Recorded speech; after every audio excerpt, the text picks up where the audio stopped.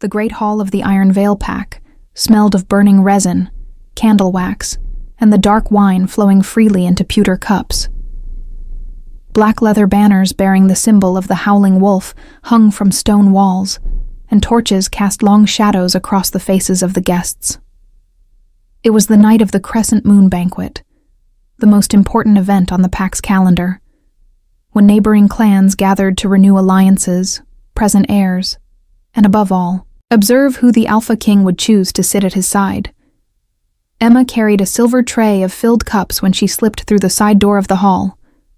She was 23 years old, her blonde hair braided over one shoulder, her gray wool cloak exchanged for the plain linen uniform of the castle servants, a pale dress cinched at the waist with a worn leather belt, soft boots that made no sound on the stone floor. She had learned long ago how to move without being noticed. In a place like Iron Veil Keep, invisibility was not a weakness, it was survival. She wove between lords and ladies without brushing a single elbow, her eyes low, her steps measured. The hall was crowded with alphas from 3 different territories. She recognized the red and gold colors of Clan Ashford on the far side of the room, and the dark green of Clan Morrow near the fireplace. At the center of it all, raised on a stone dais, sat the long table where the highest-ranking members of Iron Veil dined. She did not look at the head of that table. She never did. Not because she feared Ronan. Every servant in the keep feared the Alpha King in some measure. His silence alone could empty a corridor. But Emma's reasons were quieter and older than fear. Looking at Ronan meant remembering things she had buried carefully beneath years of work and silence, and she had no interest in digging them up tonight. She set 2 cups before a pair of visiting lords and turned to go. "You missed one." The voice came from her left, low, unhurried, with the particular weight of someone who had never needed to raise it to be obeyed. Emma turned slowly. Lord Cedric of Clan Ashford was leaning back in his chair with the ease of a man who considered the world his personal furniture. He was handsome in an obvious way, broad jaw, copper-colored hair swept back, rings on 3 fingers. He was also, Emma knew, the man who had asked her to wait for him 3 months ago in the eastern courtyard, who had pressed her hand between both of his and said words she had been foolish enough to believe. "I will declare you before the clans, Emma. I will make it known that you are mine." She had sewn a ribbon into the hem of her dress that night. A small, ridiculous thing. Pale blue, the color of the Ashford crest. She had told no one, not even her friend Sarah, who shared her quarters in the servants' wing. She had simply sewn it there and let herself feel something she almost never allowed. Hope. That ribbon was still in her dress tonight. She looked at the empty cup in front of him. She filled it without a word. "No greeting?" Cedric asked. There was amusement in his tone, the lazy amusement of someone testing an animal they believed was tame. "Good evening, my lord," Emma said quietly. "Sit with me," he said, "just for a moment." "I am working, my lord." "You are always working." He reached out and caught the edge of her tray. Not hard, just enough to stop her. "I want to speak with you. There are things I intended to say tonight." Emma's heart did something treacherous and involuntary. She steadied it. "I will be finished with my duties after the 3rd bell," she said carefully. "If you wish to speak, my lord, I can—" "Cedric." The voice came from across the table. A woman, young, dark-haired, draped in Ashford red and gold with a necklace of amber that caught the firelight. She was watching Emma with the patient expression of someone who had already won and was simply waiting for the other party to understand it. "Your father is asking for you." Cedric released the tray. He straightened in his chair, and the amusement faded from his face, replaced by something Emma recognized too late as discomfort. He did not look at Emma when he said it. "This is Mira, my intended." He reached across the table and covered the dark-haired woman's hand with his. "We announced it this afternoon. I meant to tell you before tonight, but—" Emma stopped hearing him. It was not dramatic, the way it happened inside her. There was no crack, no flood. It was more like a door being closed very softly in a room she had almost allowed herself to enter. She looked at Mira, who looked back at her with the polite blankness of someone who had never considered Emma a threat, and therefore felt no need to be unkind. She looked at Cedric, who was now talking about timing and family obligations, his voice an even murmur beneath the noise of the hall. She thought about the ribbon sewn into her hem. "Congratulations, my lord," Emma said. Her voice was level. She was proud of that. "My lady." She dipped her chin toward Mira, turned, and walked away from the table with her back straight, and the tray balanced perfectly in both hands. She made it to the corridor before her hands began to shake. She set the tray on a stone ledge and pressed her palms flat against the cold wall. The sounds of the banquet filtered through the heavy door. Laughter, the scrape of benches, someone calling for more wine. She breathed in slowly, breathed out. The stone was rough and real beneath her fingers. "You knew," she told herself. "You always knew this was possible. You knew and you hoped anyway. That was your mistake." She stood there for a long moment in the corridor lit by a single torch, alone, and she did not cry. She was very practiced at not crying in places where someone might walk past and see. What she did not know, what she had no reason to suspect, was that at the head of the great table, the Alpha King had watched her cross the hall, watched her stop at Cedric's chair, and watched her walk away. Ronan had not moved. He sat exactly as he always sat, straight, still, one hand resting on the arm of his carved chair, his ice-blue eyes calm. He had not appeared to be watching anything in particular. The lords to his left and right would have said, if asked, that the king had been listening to the trade discussion about the northern passes. But he had watched Emma set down the tray. He had watched her press her hands against the wall. And something shifted, very slightly, behind those cold eyes. He reached for his cup, drank slowly, set it down again. And he made a decision that he did not examine too closely, because if he examined it, he might find it was not the kind of decision a king should make, based on 40 seconds of watching a servant girl hold herself together in an empty corridor.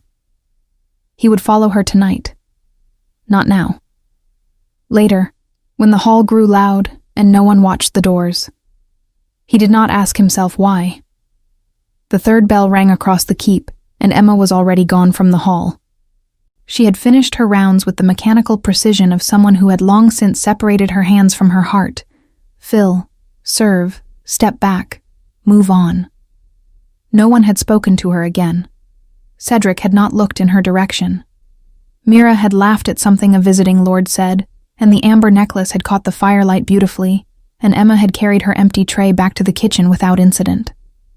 Sarah was waiting for her near the hearth, her dark curly hair pinned back and her apron already untied, the universal signal that she considered her duties finished regardless of what the head housekeeper thought.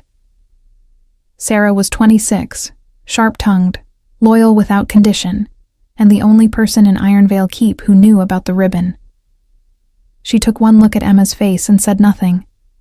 That was one of the things Emma loved most about her. They walked together through the servants' corridor in silence, past the storage rooms and the laundry alcove, and the narrow staircase that led to their shared quarters on the second floor of the east wing. Only when the door was closed behind them and the latch dropped did Sarah finally speak. "He announced her tonight," she said. It was not a question. At the afternoon gathering, apparently. Emma sat on the edge of her bed and reached down to the hem of her dress. Her fingers found the ribbon without looking. She pulled at the small knot, and it came loose in her hand. Pale blue, no longer than her thumb, slightly frayed at one end where she had cut it from an old spool. She held it for a moment, then set it on the wooden nightstand. "I should go." Sarah frowned. "Go where?" "It is past the third bell, Emma. It is cold and dark." "I know." Emma was already reaching for her gray cloak. "I need air. I need to walk somewhere that does not smell like his wine and her perfume. Then walk to the kitchen garden. Walk to the... I am going to the river. Sarah went quiet. She knew what the river meant. It was the place Emma went when things became too heavy to carry inside stone walls. A path through the forest behind the eastern gate. A 20-minute walk through pine and wet earth. Ending at a wide, shallow river, where the current ran fast enough to be loud, and the sound covered everything else. Emma had discovered it in her first winter at the keep, when she had been new and frightened and homesick for a home that no longer existed. It is the middle of the banquet night, Sarah said carefully. The eastern gate will be guarded. Oswin is on the eastern gate tonight. He will let me through. Emma fastened the cloak at her throat. I will be back before the 4th bell. Do not wait up. Sarah looked at her for a long moment, with the expression of someone who had many things to say, and was choosing, with great effort, to say none of them. Then she sat on her own bed, picked up the small piece of pale blue ribbon from the nightstand, and tucked it into the pocket of her apron. I will keep this, she said simply. You do not need it anymore. Emma paused at the door. Something tightened briefly in her chest, and then released. Thank you, she said, and she meant it for more than the ribbon. The eastern gate was indeed guarded by Oswin, a broad, gray-haired wolf of 60 who had been at the keep since before Emma was born, and who regarded her with the gruff affection of a man who had watched her grow from a frightened girl of 19 into whatever she was now. He opened the small side door without being asked, only saying as she passed, River path is muddy past the 2nd pine. Watch your boots. Thank you, Oswin. Back before 4th bell, he said to her back. She raised a hand to show she had heard. The forest received her the way forests always did, with indifference, and therefore with a kind of relief. The path was dark, lit only by the pale wash of a half-moon through the pine canopy. But Emma knew it by memory, by the particular way the roots crossed the ground, and the hollow log that appeared on the left after the first bend. The air smelled of cold earth and pine resin, and the distant dampness of the river, and she breathed it in until the smell of candle wax and Cedric's wine had left her lungs entirely. She did not hear the footsteps behind her. She would not have, even if she had been listening. The man following her had been trained since childhood to move through forests without disturbing a single dry branch, and he had 40 years of instinct that went deeper than training. Ronan had left the banquet through the western corridor, exchanged a word with his second, crossed the inner yard, and reached the eastern gate 4 minutes after Emma. Oswin had opened the door without being asked, and had looked at the Alpha King with the expression of a man who had decided, some decades ago, that the business of kings was not his business, and had said only, River path, my lord, muddy past the 2nd pine. Ronan had nodded and stepped through. He followed at a distance that kept her completely unaware of him, far enough that her scent reached him only as a thread in the cold air, close enough that he did not lose the pale gray shape of her cloak between the trees. He told himself, in the detached and analytical way he approached most things, that he was simply ensuring the safety of a servant who had chosen to walk alone in the dark. It was a reasonable thing for a king to do. It was responsible governance. He did not examine this reasoning too closely. He heard the river before he saw it, the fast-running current that Emma had described without knowing she was being heard, to Sarah once in the kitchen corridor when she thought they were alone. It's loud enough to drown out everything, she had said, and at the time Ronan had been passing through on his way to the armory, and had not paused, had not reacted, had filed the information away in the part of his mind that filed things about Emma without his permission. He stopped at the tree line. She had reached the bank. The river was wide and pale in the moonlight, the water catching silver where it ran over shallow stones. Emma stood at the edge of it, her boots just clear of the waterline, and she had pushed the hood of her cloak back so that her braided hair caught the light. She stood very still for a long moment, her face turned toward the current. Then she sat down on a flat-topped rock at the water's edge, drew her knees up slightly, and began to talk. Ronan went very still. She was not talking to herself, he realized after a moment. She was talking to someone. Her voice was low enough that the river almost covered it, but he was close enough, and his hearing was sharp enough to catch the words in fragments. I know you cannot hear me. I know it does not work that way. A pause. The water ran. But I still come because it feels like you are here somehow, because you always loved the sound of water. He looked more carefully at the bank. There was a stone at the base of the flat rock, not a natural river stone. It was too smooth, too deliberately placed, slightly darker than the surrounding earth. And propped against it, half hidden by a fold of Emma's cloak, was a small object he could not immediately identify. Emma reached into the folds of her cloak and produced something small, held it in both hands for a moment. In the moonlight it looked like a folded piece of cloth, something very old, kept soft from long handling.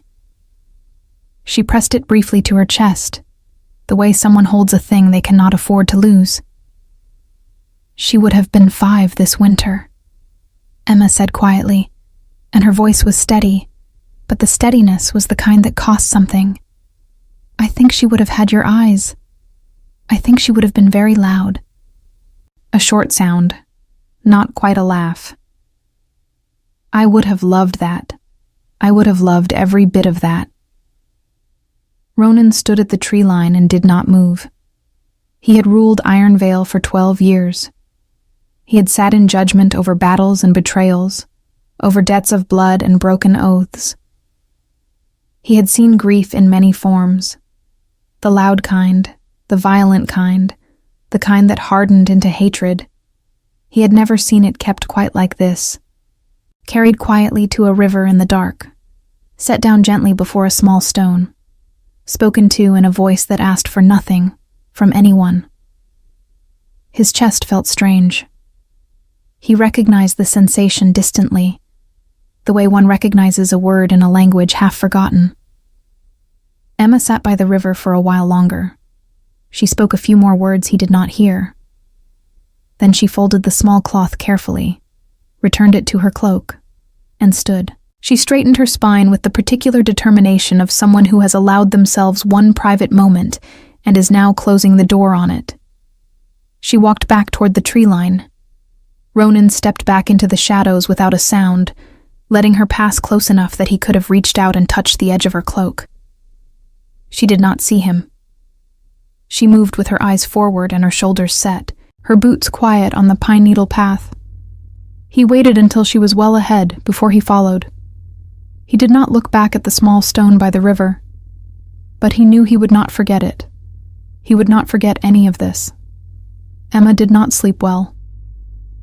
She lay in the narrow bed of the servants' quarters and listened to Sarah's quiet breathing across the room and watched the shadows on the ceiling shift as the torch in the corridor outside burned low. The river had helped, as it always did, had emptied her enough that the weight was bearable again. But sleep was another matter entirely.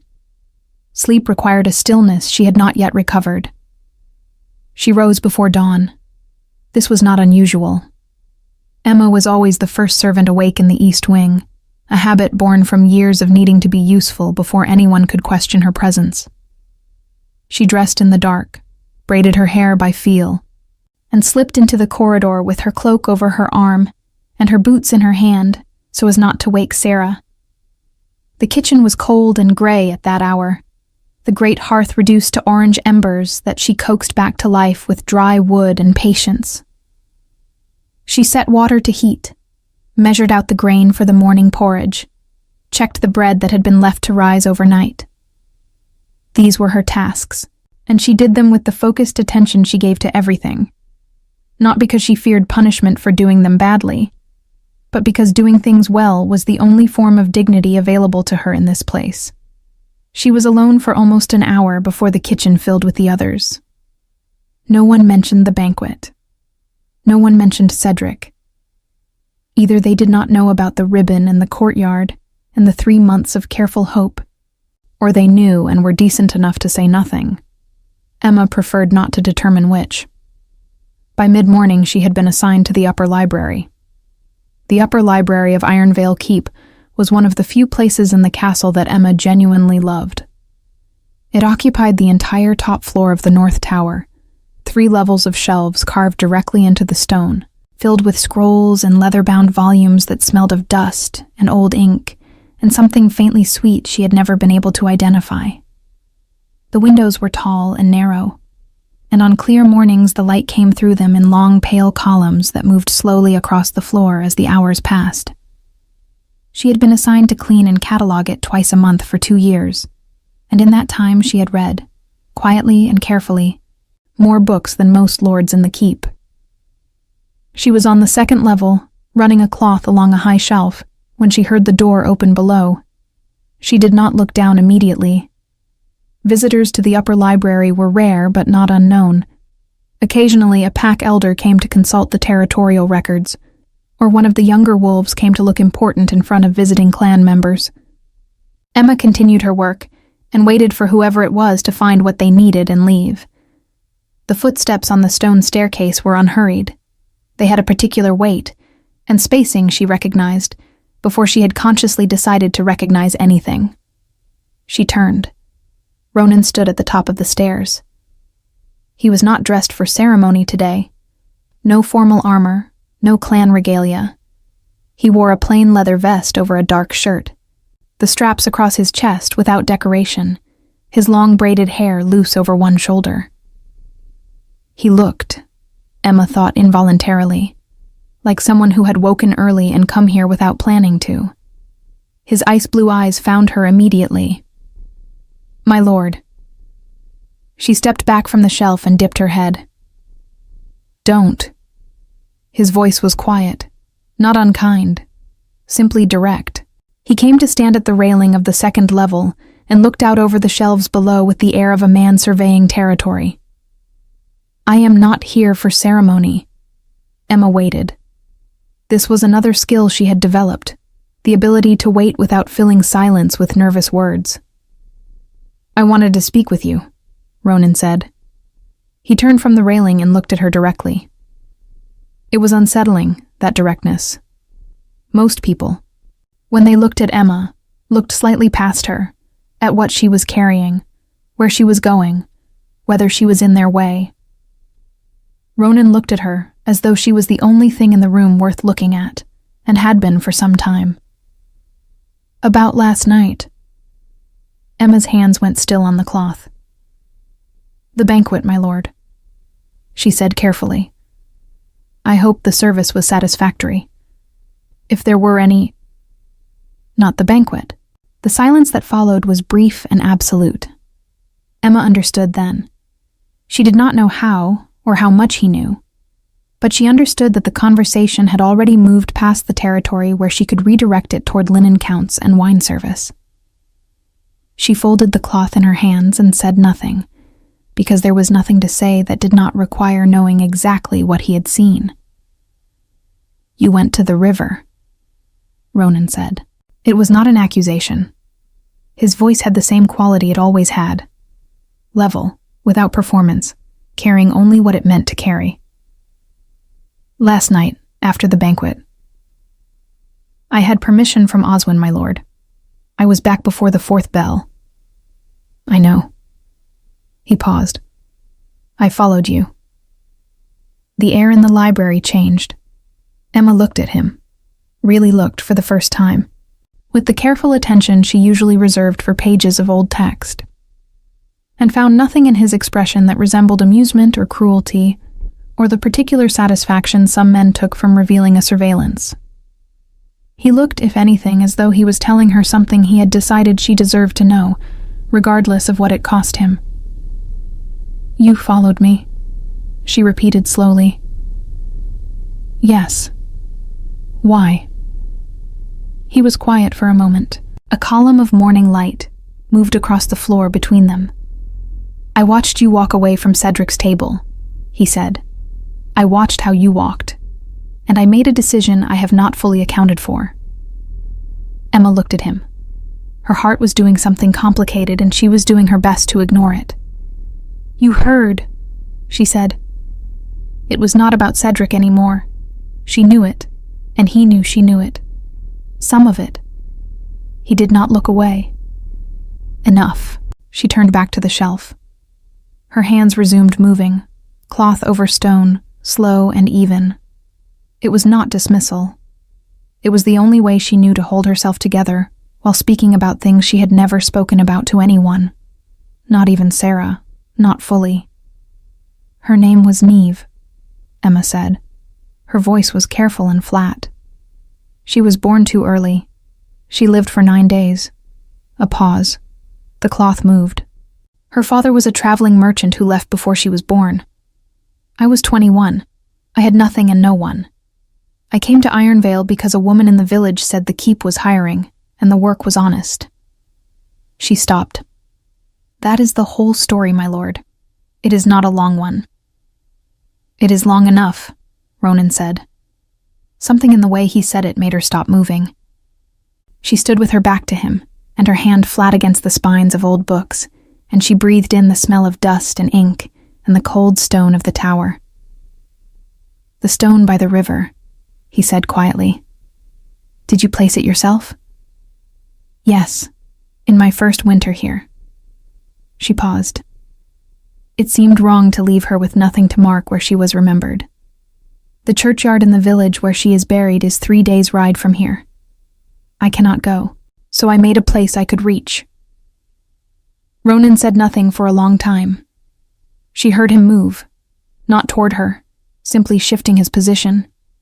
And when she finally turned, he was standing with his hands at his sides and his eyes on the window, where the pale winter light came through in long, clean lines. I had a brother, he said. Younger. He died in the territorial war, 12 years ago, before I took the throne. He did not look at her while he said it. There is a place I go, in the northern woods. A specific tree. I have told no one where it is. Emma looked at him. She had lived in Ironvale Keep for 4 years, and in that time she had constructed, carefully and from a distance, a particular understanding of Ronan. Powerful, cold, just, remote. A king so entirely composed that the servants sometimes speculated, half seriously, that he had been built from stone by the old mountain gods, rather than born. She had believed most of this. It had seemed consistent with the evidence.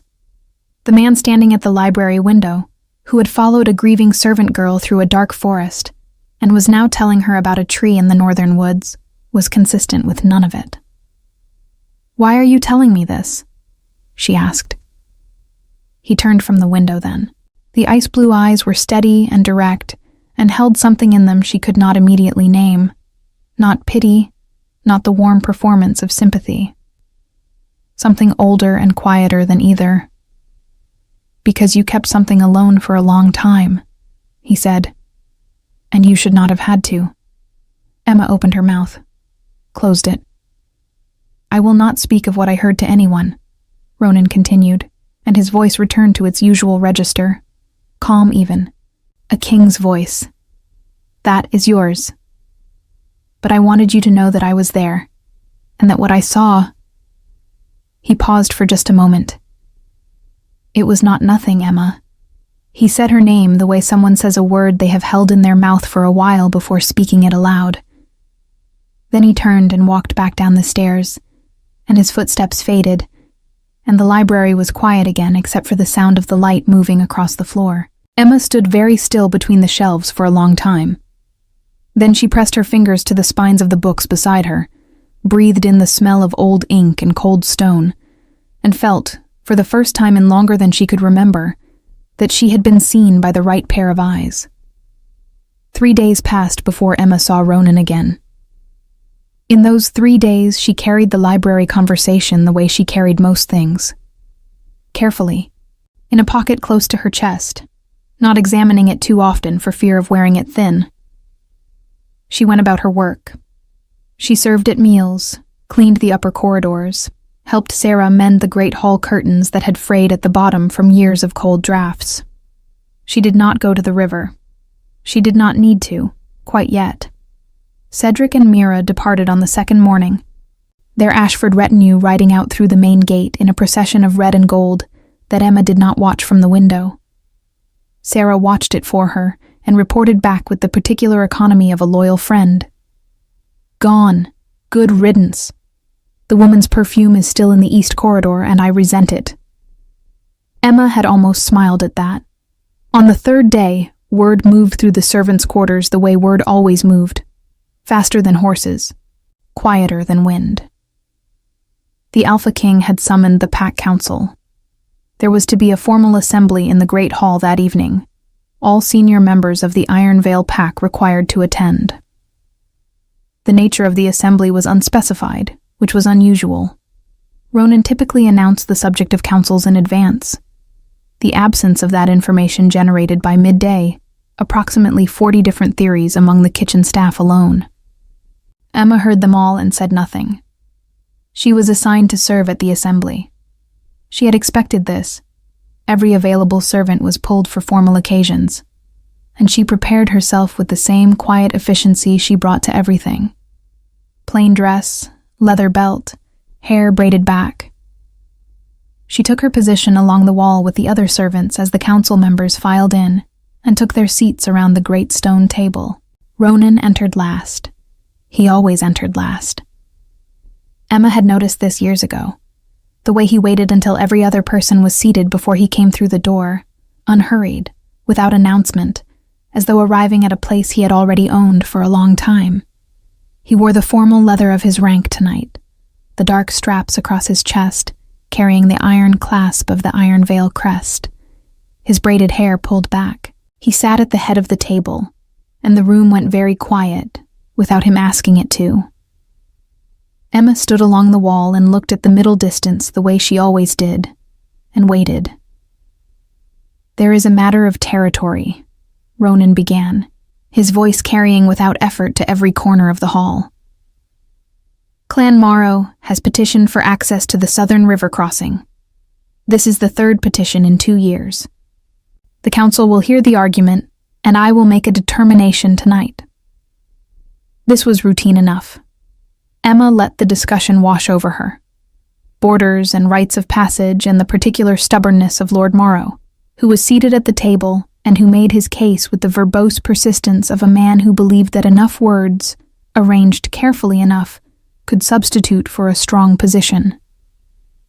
Around her, the other servants moved quietly with wine and water. She refilled cups, stepped back, waited. She was reaching across to set a cup before one of the pack elders when she heard Cedric's name. Her hand steadied. She set the cup down without a sound and stepped back. It was the elder Bowen who had said it, a lean, white-haired wolf of 70 who had served on the Iron Veil Council since before Ronan's father's time, and who had, in Emma's experience, the quality of a man who said exactly what he thought and considered this a virtue rather than a liability. "The Ashford boy," Bowen said, leaning forward on his elbows. "Cedric. There is talk, my lord, that before his announcement of the Morrow girl he made certain." He paused with the delicacy of an old man choosing words that are technically accurate. "Certain representations, to a member of this household." The table went still. Emma felt the blood leave her face. She stood against the wall and kept her expression perfectly neutral, and looked at the middle distance and did not move. "I am aware of the matter," Ronan said. His voice had not changed at all. It was exactly what it always was. Level, deliberate, carrying only what he intended it to carry. "The girl is a servant," said Lord Price from the far end of the table. He was younger than Bowen, broad-shouldered, with the particular confidence of a man whose opinions had never been seriously challenged. "Ashford made her no formal offer. There is no breach of pack law." "There is no breach of pack law," Ronan agreed. Price nodded, apparently satisfied. "There is, however," Ronan continued in exactly the same tone, "a breach of something else." Price looked up. "A member of this pack, of this household, was led to hold an expectation that was then dissolved publicly, without warning, on a night of formal assembly. Ronan's eyes moved slowly around the table. They did not stop at the wall where Emma stood. The rank of the person involved does not change the nature of what was done. A wolf who makes a promise and abandons it under social pressure is not a wolf this pack has reason to respect, regardless of whose colors he wears. The silence in the hall had a particular texture now, not the silence of boredom or routine, but the silence of people recalibrating. "My lord," said Bowen carefully, "what is it you are proposing?" "I am not proposing anything regarding Cedric of Ashford," Ronan said. "He has left our territory. What he does with his choices is his affair." He paused. "I am proposing something regarding this household." He reached to the side and picked up a folded document from the table, a formal scroll, sealed with the Iron Vale crest in black wax. He set it flat on the table in front of him. "Emma of the East Wing has served this keep for 4 years, he said.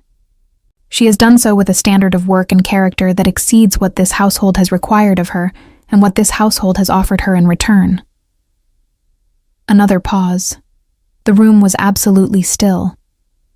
"I am formally reclassifying her position. She will no longer serve as a general servant.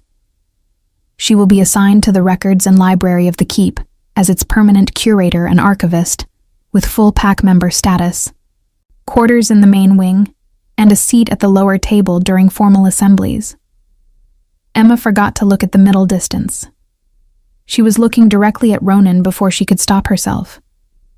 He was not looking back at her. His eyes were on the council, steady and unremarkable, as though he had just announced a minor adjustment to the border patrol schedule. Lord Price cleared his throat.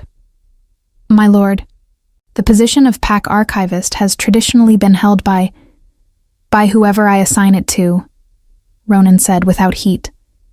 "That has always been the tradition. I am upholding it now." Price closed his mouth. Bowen, at the other end of the table, looked down at the surface of the table with the expression of a man concealing something that might, if it escaped, turn out to be a smile. The rest of the assembly passed in a blur of motion and sound that Emma processed from a very great distance.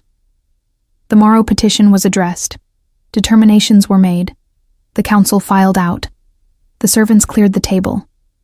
Emma moved through all of it with her hands doing their work automatically, while the rest of her stood very still, in the center of something she did not yet have words for. Sarah found her in the corridor afterward and grabbed both her hands. "I was at the back of the hall," Sarah said, her eyes bright and her voice low and fierce. "I heard everything. Emma, look at me." Emma looked at her. "You are the pack archivist," Sarah said. "He gave you pack member status, in front of the full council." "I know. Do you understand what that means? You are no longer—" "I know," Emma said again, and her voice came out slightly uneven in a way she had not intended.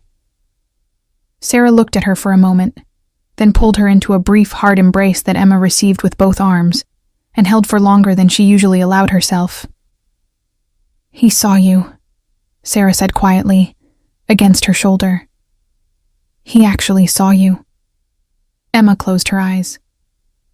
She thought about the library, the column of morning light on the stone floor, the way he had said her name, as though he had been holding it carefully for a while before deciding the moment was right to set it down. It was not nothing, Emma. She had not known, when he said it, how much nothing she had been surviving on. She knew now.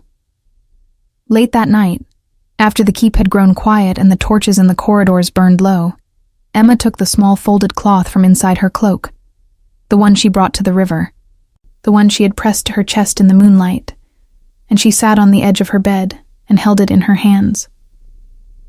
"Something changed," she said quietly to the cloth, to Neve, to the particular kind of listening that grief made possible. "I do not know yet what it means, but I wanted to tell you." She sat with it for a while. Then she folded it carefully, tucked it back against her chest, and lay down in the dark. And for the first time in a very long time, she slept before the torch burned out. The new quarters were on the 3rd floor of the main wing, 2 rooms with a window that faced east and caught the morning light before anywhere else in the keep.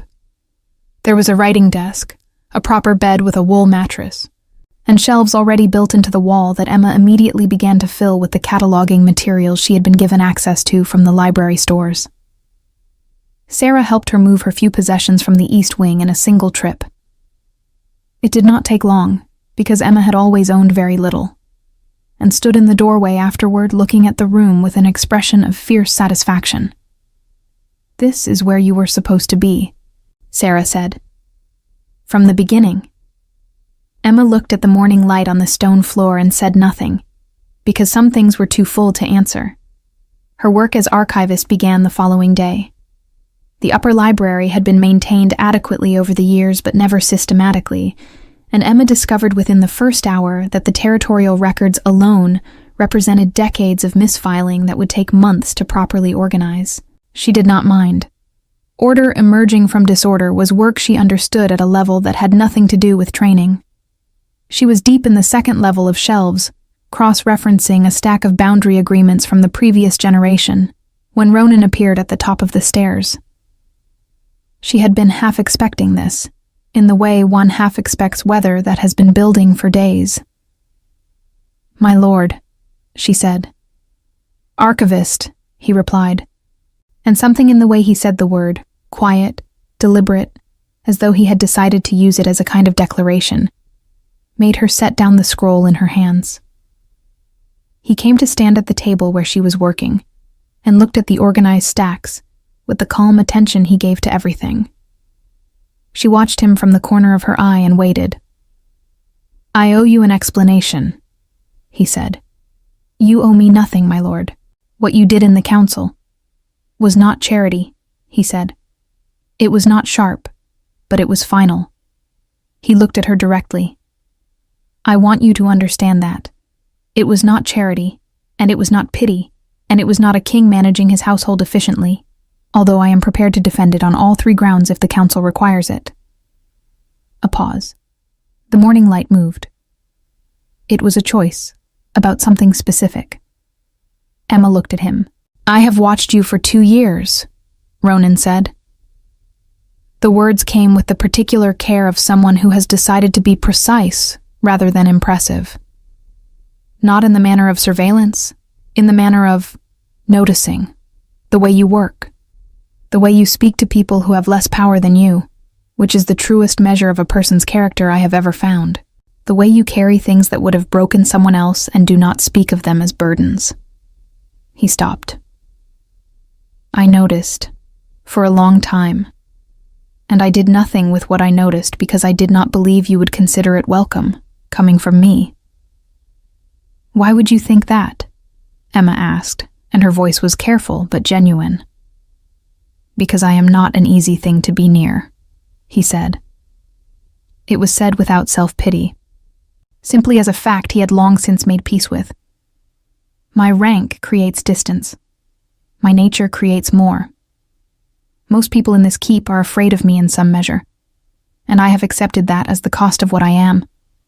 He paused. "You are not afraid of me." "No," Emma agreed quietly. "That is rarer than you know."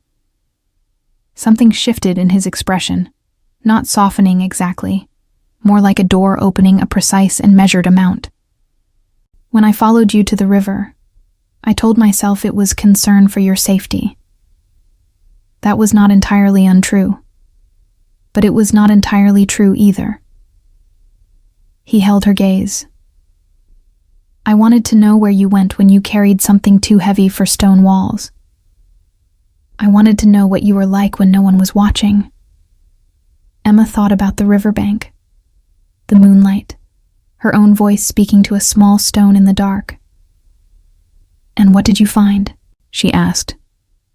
"Someone I had no right to admire as much as I already did," he said. The library was very quiet. Below them, somewhere in the keep, a door opened and closed. The distant sound of the courtyard carried up, Horses, voices, the ordinary noise of a day continuing without concern for what was happening in the North Tower. Emma looked at the man standing across the table from her.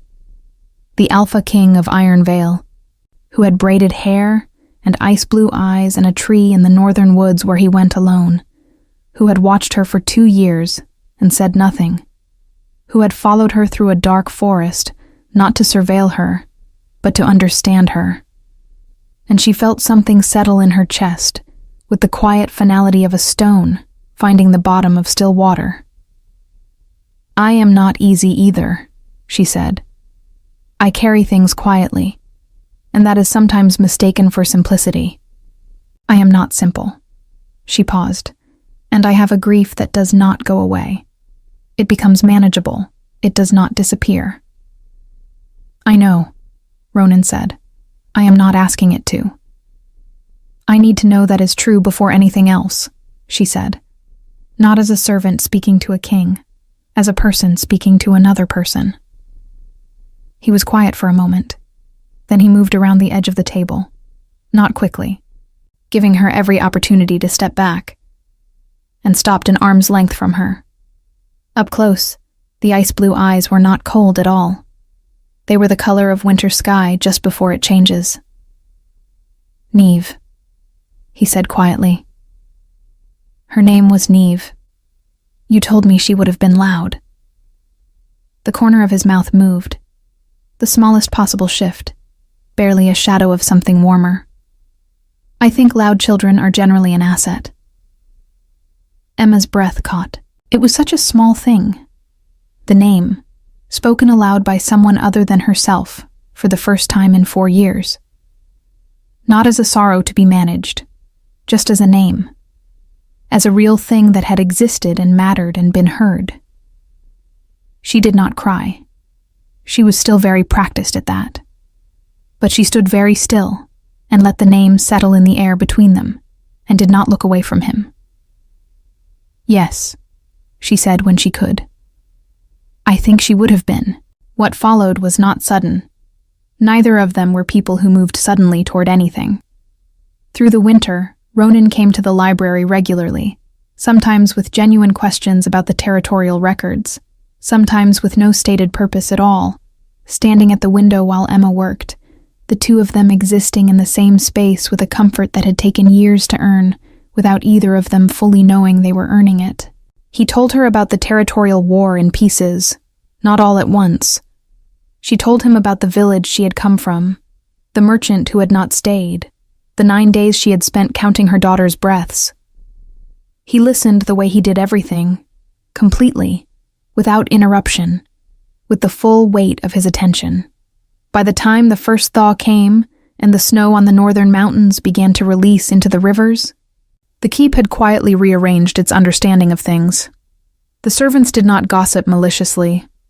There was nothing to gossip about, nothing visible or improper. Only the fact that the archivist and the Alpha King were seen in the library most mornings, and that the Alpha King smiled occasionally, in a way that several older members of the keep staff claimed never to have witnessed before in 12 years of his reign. Sarah said nothing about any of it. She simply took the better quarters that opened up in the East Wing when the Ashford retinue's visiting staff departed, and began teaching herself to read using the cataloging primers Emma left on the kitchen windowsill, and considered the matter satisfactorily resolved. On the first true morning of spring, Ronan took Emma to the northern woods. He did not explain where they were going until they arrived. A clearing of white-barked trees, where a single oak stood wider than the others, its bark marked by 12 years of returning seasons. He stood beside it without ceremony, and she stood beside him, and neither of them spoke for a while, and it was the most natural silence Emma had ever shared with another person. "His name was Cale," Ronan said finally. "Tell me about him," Emma said. And he did. In the last days of spring, before the crescent moon banquet came around again, Ronan made one more formal address to the Pack Council. It was brief.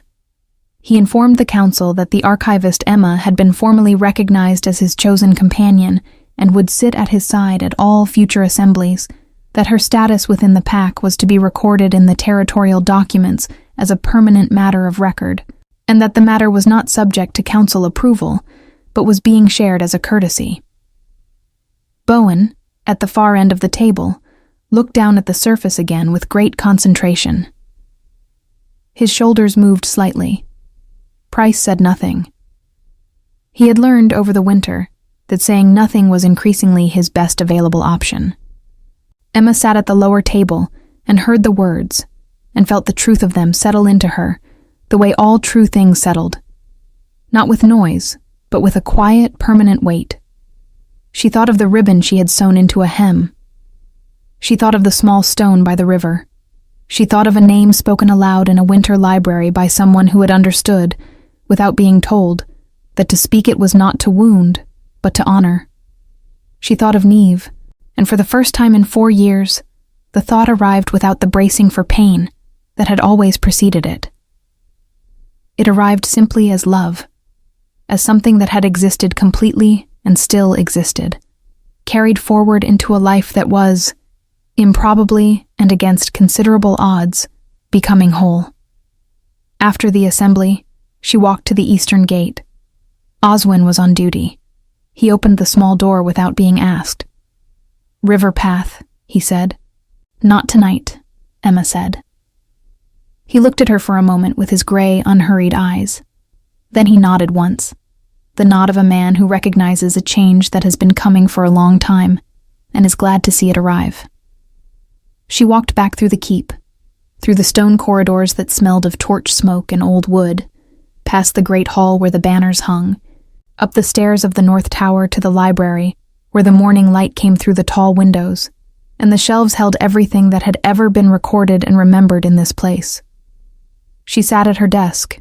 She opened the territorial record to a fresh page, and at the top, in her careful, even hand, she wrote the date, the season, and the name of the pack. Then she paused and added one more line. Not a formal entry, not anything the council would read or the archives would require, but something true that deserved to be written down somewhere. Some things are not lost. They are only waiting to be found by the right person. She closed the book. Outside the tall windows, the spring light fell clean and unhurried across the mountains, and somewhere in the keep below, a door opened. Familiar footsteps, unhurried, crossing stone, and Emma smiled before he reached the top of the stairs. She already knew the sound of him. She already knew she was home.